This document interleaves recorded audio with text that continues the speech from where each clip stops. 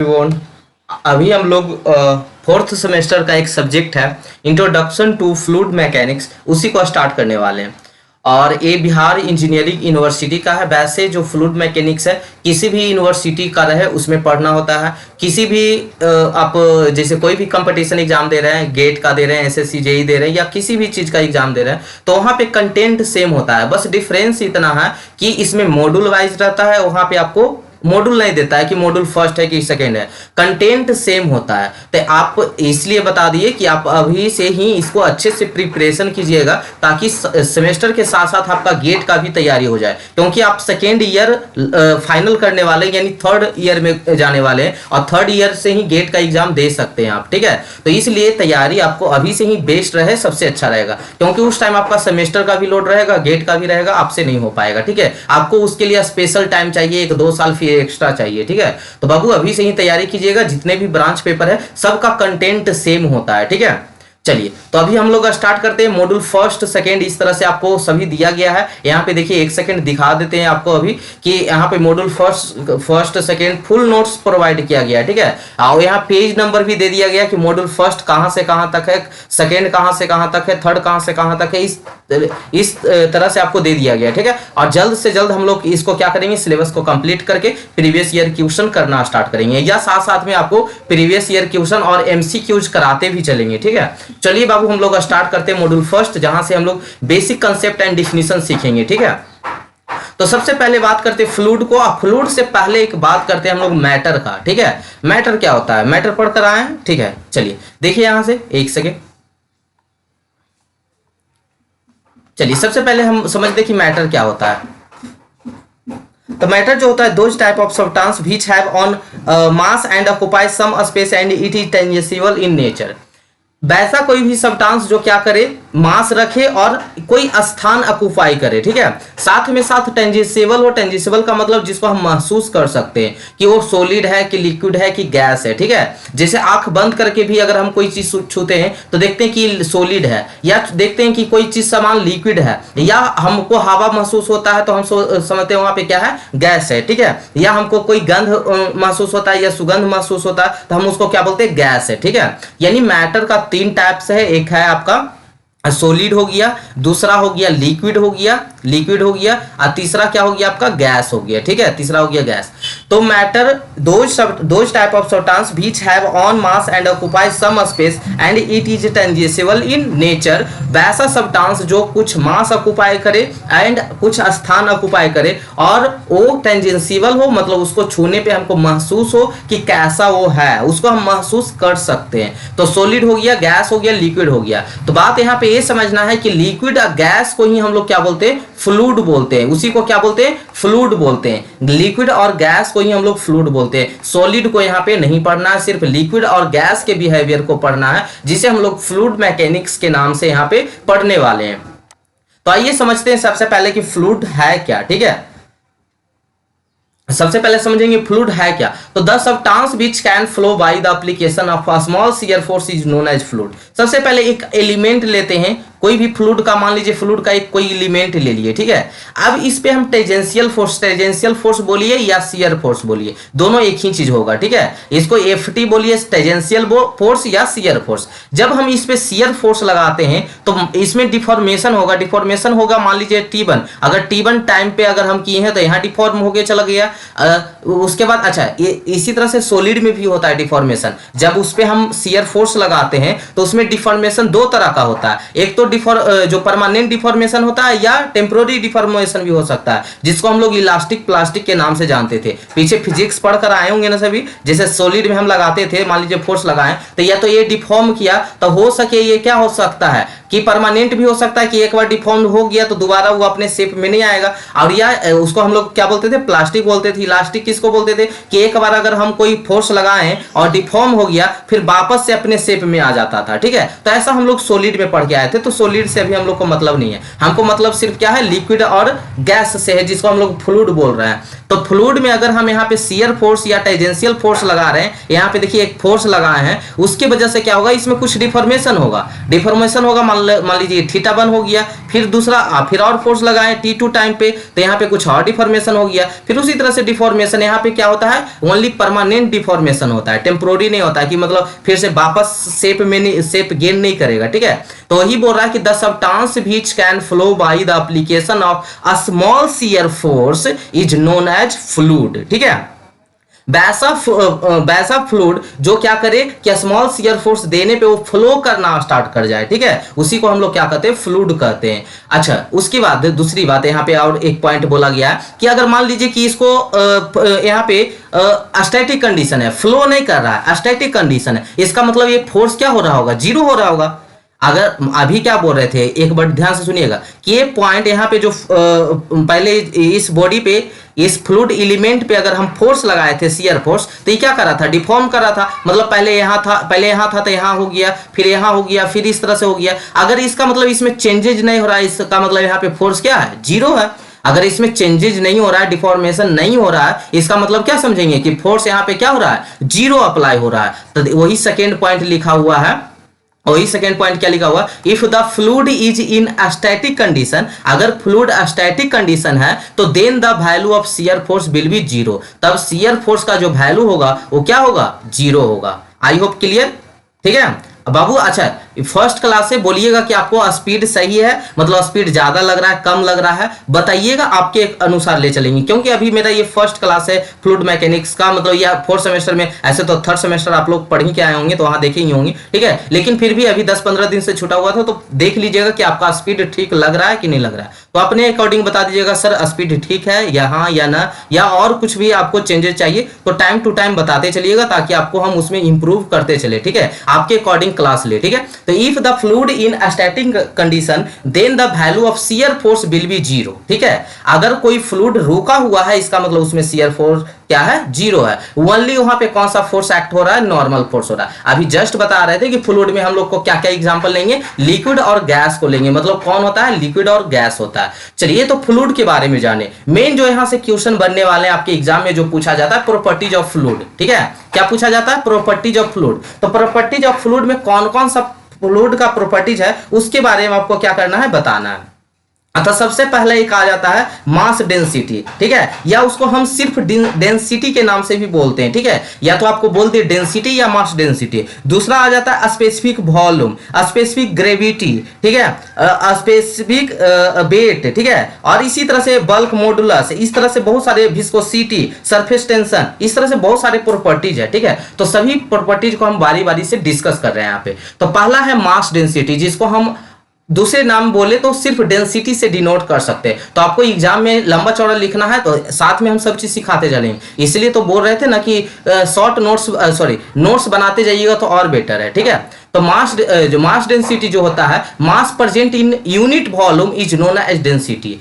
जैसे सुनिएगा, ध्यान से सुनिएगा कि मान लीजिए कि ऐसे करके पहले तो डेंसिटी को हम रो से डिनोट करते हैं, इसको रो पढ़ते हैं हम लोग, क्या पढ़ते हैं, पी नहीं पढ़िएगा, रो ऐसे थोड़ा सा मोड़ देते हैं, क्योंकि पहला बार है इसलिए थोड़ा सा आपको बता देते हैं, क्योंकि फिर आज के बाद मिलेगा तो आप इसको खुद पढ़िएगा कि मास डेंसिटी को किससे डिनोट किया जाता है, रो से डिनोट किया जाता है, रो ऐसे करके, या RHO लिखा जाता है, ठीक है, रो।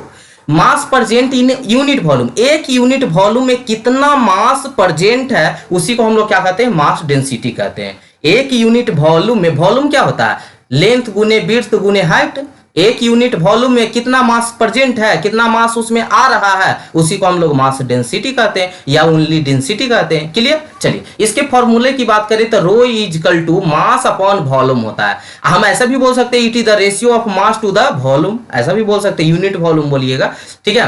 तो ये हो गया rho is equal to mass upon volume. अच्छा यूनिट कैसे हो जाएगा, मास का क्या होता है केजी, अब वॉल्यूम का क्या होता है मीटर क्यूब, तो केजी पर मीटर क्यूब। डायमेंशनल, इसका डायमेंशन की बात करें, डायमेंशन तो क्या होगा, केजी का मास होता है और मीटर किस में होता है, लेंथ में होता है। तेल के पावर 3 है तो ये बटा में था ना, केजी पर मीटर क्यूब। अच्छा डायमेंशन सबको पता है ना, डायमेंशन में किन्हीं को दिक्कत नहीं ना होता है, क्योंकि आप लोग फिजिक्स के स्टूडेंट हैं, फिजिक्स केमिस्ट्री बायो से तो है नहीं, अब बायो में भी रहता है तो फिजिक्स पढ़ना ही होता होगा, ठीक है। क्योंकि चलिए तो यहाँ पे क्या है, केजी पर मीटर क्यूब, ये हो गया आपका केजी, केजी का क्या लिख देते हैं, मास लिख देते हैं। अब मीटर क्यूब को ऊपर ले जाएंगे तो क्या हो जाएगा, L के पावर -3, ठीक है, ये हो गया आपका।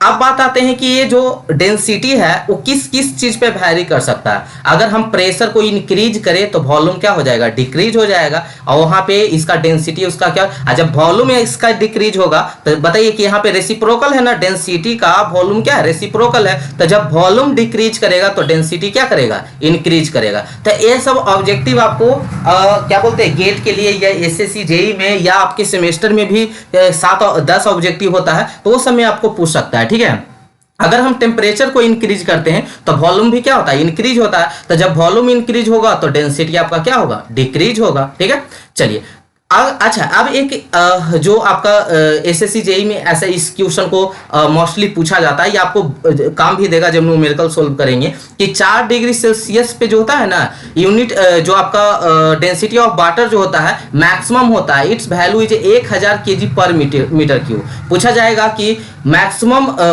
डेंसिटी ऑफ वाटर जो होता है कब मैक्सिमम होता है, कितना डिग्री सेल्सियस पे होता है, तो 4 डिग्री सेल्सियस पे होता है। और कितना होता है, तो 1000 केजी पर मीटर क्यूब होता है। क्लियर है, इस पॉइंट से क्लियर है। चलिए दूसरा पॉइंट पे आते हैं।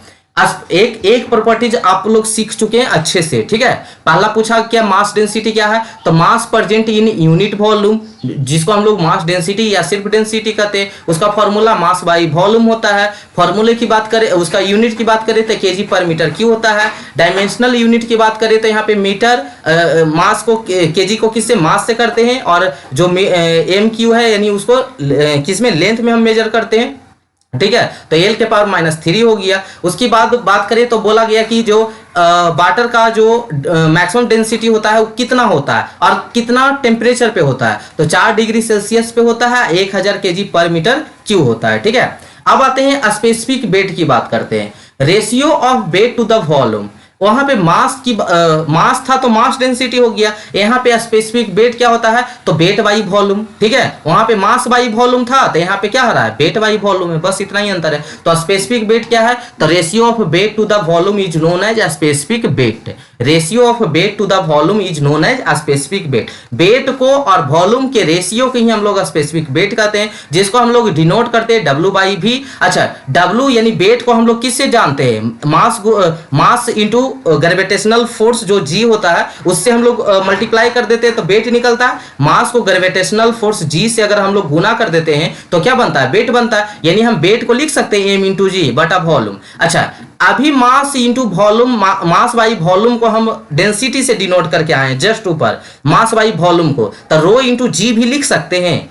स्पेसिफिक वेट को हम रो इंटू जी भी लिख सकते हैं, क्योंकि रो क्या होता था, मास बाई वॉल्यूम। अगर हम मास को और ग्रेविटेशनल फोर्स जी को अगर हम गुना कर देते तो वेट बना देता है, यानी मास इंटू जी बटा वॉल्यूम को हम स्पेसिफिक वेट बोल रहे हैं। लेकिन ऐसा हम लिख सकते हैं रो इंटू जी, क्योंकि मास बाई वॉल्यूम क्या होता है, रो होता है, जिसका यूनिट न्यूटन पर मीटर क्यू होता है। अगर इसको हम अभी इसके डायमेंशनल फॉर्मूला की बात करें, ठीक है, तो डायमेंशनल फॉर्मूला का m l के पावर -2 और t के पावर -2 कहां से आया, ठीक है, क्योंकि यहाँ पे देखिए तो न्यूटन पर मीटर क्यू है। ठीक है, अच्छा इससे और इजी समझा देते, जिससे यहाँ पे मास बाई वॉल्यूम है, तो मास बाई वॉल्यूम का क्या होता है, केजी पर मीटर क्यू होता है, केजी पर मीटर क्यू होता है। और जी ग्रेविटेशनल क्या है, एक्सेलरेशन है, तो इसका क्या होता है, मीटर स्क्वायर क्या होता है, पर सेकेंड स्क्वायर होता है, मीटर पर सेकेंड स्क्वायर होता है, मीटर पर सेकेंड स्क्वायर होता है। तो एक मास से एक कट गया, ठीक है, 1 मीटर क्यूब से 1 मीटर क्यूब कट गया, तो क्या बचा यहाँ पे, मीटर स्क्वायर बचा। तो केजी का क्या हो गया, मास m, और इसको क्या, ये मीटर स्क्वायर है ना, यानी लेंथ, तो लेंथ का कितना हो गया, पावर -2। आइए यहाँ पे क्या है, सेकेंड है, सेकेंड मतलब टाइम, टाइम के पावर कितना, -2 ऊपर जाएगा। तो यही इसका डायमेंशनल फार्मूला बना। ठीक है, तो डायमेंशनल फार्मूला भी याद करके रखिएगा आप लोग। ठीक है, मास डेंसिटी का बताइएगा, मास डेंसिटी का क्या था, m l के पावर -3। ठीक है, और तो अभी दुइये को तो बताइए किया अभी। ठीक है, बाकी निकालना भी आप लोग जानते ही होंगे इसको। ठीक है, चलिए एक और यहाँ पे वर्ड आ रहा है, density is an absolute quantity. Density एक एब्सोल्यूट क्वांटिटी है, क्योंकि यहाँ पे हम जानते हैं कि मास कहीं पे जाने पे वैरी नहीं करता है। ठीक है, मास हर एक जगह सेम ही होता है, इसलिए हम बोलते हैं कि डेंसिटी एक एब्सोल्यूट क्वांटिटी है। बट जो स्पेसिफिक वेट है वो क्या होता है, चेंज होते रहता है। क्यों चेंज होते रहता है, weight time to time change होते रहता है ग्रेविटेशनल फोर्स के कारण। ठीक है, तो मास क्या होता है, सभी जगह सेम होता है, या तो आप चंद्रमा पे चल जाएं या कहीं भी चल जाए या धरती पे ही कहीं चले जाए, तो मास सेम होता है। इसलिए हम बोलते हैं कि डेंसिटी जो है एब्सोल्यूट क्वांटिटी है, क्योंकि डेंसिटी में मास बाई वॉल्यूम था। और स्पेसिफिक वेट क्या है, a not because it value changes, ये स्पेसिफिक वेट जो एब्सोल्यूट नहीं है, ठीक है। चलिए, फ्रॉम पैलेस टू पैलेस इसका डिपेंडेंसी ऑन जी, ये क्या होता है, वैरी करते रहता है, ठीक है। चलिए तीसरा पॉइंट आते हैं, तीसरा प्रॉपर्टीज में आते हैं, स्पेसिफिक ग्रेविटी या रिलेटिव डेंसिटी, ठीक है। हम इसको स्पेसिफिक ग्रेविटी या इसको रिलेटिव डेंसिटी के भी नाम से जानते हैं। इसको हम लोग एस या जी से भी डिनोट करते हैं, ठीक है। It is the ratio of density of fluid to the density of the standard fluid. ये किसका रेशियो होता है कि आप जिस भी फ्लूइड का डेंसिटी निकालना चाहते हैं, ध्यान से सुनिएगा, जिस भी फ्लूइड का जो भी फ्लूइड का आप स्पेसिफिक ग्रेविटी निकालना चाहते हैं उसका डेंसिटी, अब बटा एक स्टैंडर्ड फ्लूइड का डेंसिटी को रेशियो कर दीजिए, उसी को हम लोग क्या बोलते हैं, स्पेसिफिक ग्रेविटी। नहीं समझे होंगे, ध्यान से सुनिएगा। ये रेशियो हो गया, रेशियो के ऊपर हम मान लीजिए किसका निकालना चाहते हैं, हनी का, मध जानते हैं ना, हम मध का स्पेसिफिक ग्रेविटी निकालना चाहते हैं, तो इसका हनी का यहाँ पे डेंसिटी डालिए, ठीक है। और नीचे एक स्टैंडर्ड फ्लूइड में हम लोग किसका लेते हैं, वाटर लेते हैं, किसका लेते हैं, वाटर लेते हैं। तो नीचे किसका डेंसिटी डालिए, वाटर का डेंसिटी डालिए, तो वाटर डेंसिटी और ऊपर किसका डेंसिटी, ऊपर हनी का डेंसिटी। इसी के रेशियो को हम लोग क्या बोलते हैं, स्पेसिफिक ग्रेविटी बोलते हैं। इसी के रेशियो को क्या बोलते हैं, स्पेसिफिक ग्रेविटी। अब समझ में आ गया होगा, सुनिएगा ध्यान से। चलिए दूसरा एग्जांपल देखिए समझाते हैं और आसानी से समझने के लिए। चलिए मान लीजिए कि आपको ब्लड का स्पेसिफिक ग्रेविटी निकालना है, किसका निकालना है, ब्लड का, ठीक है, ब्लड का। तो ऊपर किसका डेंसिटी रखना होगा, ब्लड का डेंसिटी रखना होगा, और नीचे किसका, स्टैंडर्ड फ्लूइड में क्या लेते हैं, वाटर लेते हैं। तो ये हो गया नीचे किसका, वाटर का डेंसिटी। तो ब्लड डेंसिटी बटा वाटर का डेंसिटी को हम लोग क्या बोलेंगे, स्पेसिफिक ग्रेविटी किसका, उसका ब्लड का, ठीक है। तो it is the ratio of density of fluid to the density of standard fluid for solid and liquid standard fluid water. हम लोग क्या लेते हैं, किसको लेते हैं, वाटर को लेते हैं स्टैंडर्ड फ्लूइड में, ठीक है। जो कितना होता है, 1000 केजी पर मीटर की होता है, कितना डिग्री सेल्सियस पे, 4 डिग्री सेल्सियस पे, अभी जस्ट बता के आए, ठीक है। अच्छा, for gas standard fluid is air. अगर हम गैस में स्टैंडर्ड फ्लूइड की बात करें तो एयर को लेते हैं, वो कितना होता है, 1.223 केजी पर मीटर क्यूब होता है। अगर हम गैस में स्टैंडर्ड फ्लूइड की बात करें तो वो एयर होता है, एयर का कितना होता है, 1.223 केजी पर मीटर क्यूब, ठीक है। या उसको हम डायरेक्ट लिख सकते हैं, कहीं कहीं आपको देखने को मिलता है 1.23, क्योंकि 223 को हम क्या लिख दिया, 1.14 लिख दिया, ठीक है, केजी पर meter cube at 15 degree Celsius पे। अच्छा, अभी जस्ट ध्यान से सुनिएगा, कंफ्यूज मत कीजिएगा। वाटर का जो स्टैंडर्ड डेंसिटी था वो 4 डिग्री सेल्सियस पे था, लेकिन वही एयर का कितना डिग्री सेल्सियस पे होता है, 15 डिग्री सेल्सियस पे होता है। कहीं ना आप कंफ्यूज करके 4 वाला में 15, 15 वाला में 4 नहीं कर दीजिएगा। वाटर के लिए 4 डिग्री सेल्सियस, एयर के लिए 15 डिग्री सेल्सियस। एक का अच्छा, आर के बंसल एक बुक है जिसमें 20 डिग्री सेल्सियस बताया है, तो कोई दिक्कत नहीं, हम दोनों को लिख दिए कि जनरल जो आपको मिलता है एयर के लिए 15 डिग्री सेल्सियस, लेकिन एक जो स्टैंडर्ड बुक है हम लोग उसी बुक को फॉलो करते हैं, आर के बंसल वाला को, तो कितना डिग्री सेल्सियस है, 20 डिग्री सेल्सियस है, ठीक है, 20 डिग्री सेल्सियस पे बताया था, ठीक है। इट इज यूनिट लेस, क्योंकि डेंसिटी का यूनिट क्या हो जाएगा, कैंसिल आउट हो जाएगा, तो कैंसिल आउट हो जाएगा तो ये क्या है, यूनिट लेस होगा। यानी स्पेसिफिक ग्रेविटी जो होता है या रिलेटिव डेंसिटी जो होता है वो क्या होता है, यूनिट लेस होता है, डायमेंशनल लेस क्वांटिटी होता है, ठीक है। और वाटर का जो स्पेसिफिक ग्रेविटी होता है वो कितना होता है, 1, क्योंकि देखिए वाटर के लिए निकालेंगे तो वाटर का जो डेंसिटी 1000 होगा, स्टैंडर्ड क्या होता है, वो वाटर ही होता है, तो वाटर से वाटर कट के कितना हो जाएगा, 1 हो जाएगा। यानी जो स्पेसिफिक ग्रेविटी होता है वाटर का वो कितना होता है, 1 होता है, लेकिन मरकरी का कितना होता है, तो 13.6 होता है, मरकरी का कितना होता है, 13.6 होता है, ठीक है। तो ये आपको याद रखना है कि स्पेसिफिक, क्योंकि ये न्यूमेरिकल में बहुत काम देगा, देखिए ना बहुत बार यूज होगा। तो स्पेसिफिक ग्रेविटी ऑफ मरकरी कितना, 13.6, स्पेसिफिक ग्रेविटी ऑफ वाटर कितना, 1। इसके फॉर्मूले की बात करें तो अभी जस्ट आपको फॉर्मूला लिख दिए थे, डेंसिटी ऑफ एनी फ्लूइड, जिस भी फ्लूइड को आपको निकालना है उसको स्टैंडर्ड फ्लूइड से क्या कर देना है, डिवाइड कर देना है, ठीक है।